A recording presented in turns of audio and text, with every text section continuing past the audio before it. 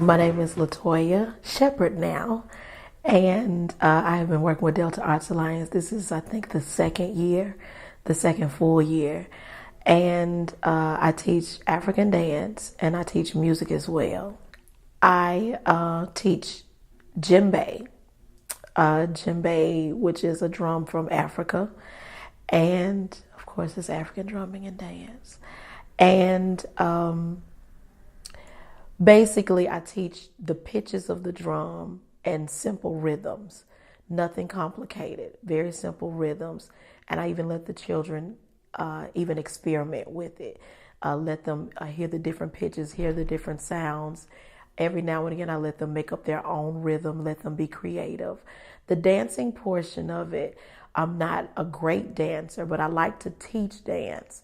And what I like to do is use the dances that I know and simplify them so that they can get it. Even those who don't even like to dance can be able to do these dances. African dance and African drumming, my first experience with it was at Delta State. I was a student at Delta State. And my teacher, actually, who was my theory teacher at the time, was trying to see would anybody be interested. And I immediately signed up, started taking the class. I think I took the class for 3 years straight. And I was one of the dancers who actually thought they could dance.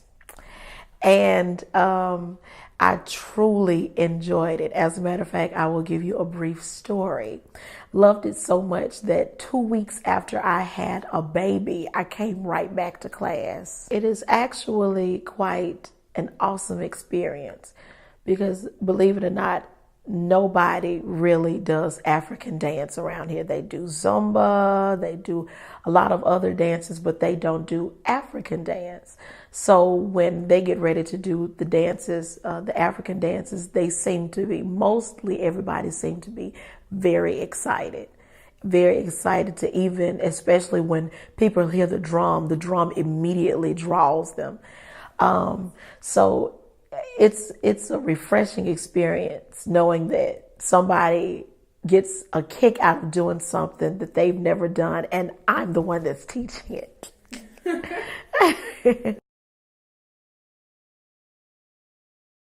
A friend of mine actually, she was teaching African drumming and dance first.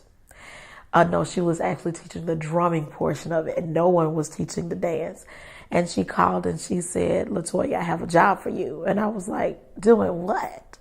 And she said, I'm going to be teaching drumming. And she said, I need somebody to teach African dance while I teach the African drumming portion of it. And I was like, let's do it. So I immediately connected with Delta Arts Alliance and even expanded not just to drumming and dance. Ashley's gone now, so that's why I'm teaching the drumming portion and the dance.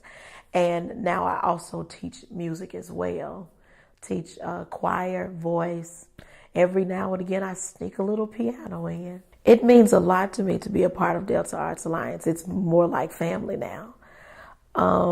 The experiences has really given me a greater platform.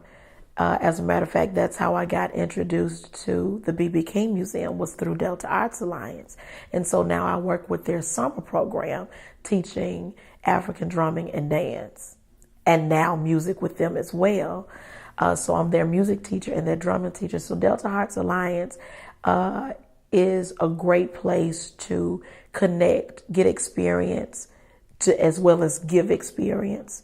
Delta Arts Alliance has also given me experience as far as teaching children. We get the workshops, we get taught how to teach. So it's a great platform for learning, not just for others to learn, but for us to learn as well. I'm Paulette Halsey. I'm gifted education teacher with Cleveland School District. I'm also the gifted coordinator for the district. We have been a part of Delta Arts Alliance family since my daughter's 4 and she's now 8.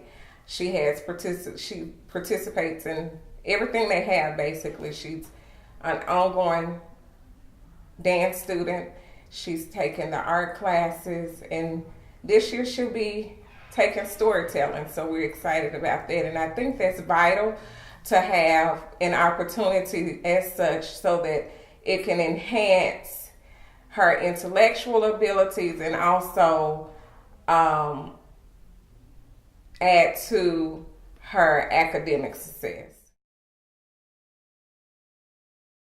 Creativity is one of the gifted outcomes that's suggested by the Mississippi Department of Education.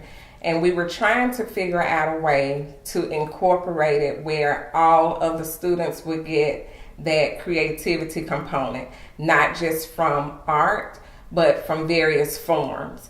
So I met with Rory and we just kind of brainstormed and decided, checked with her board of directors, and I received the approval from the district's board of trustees, our school board, and we were able to establish an ongoing partnership.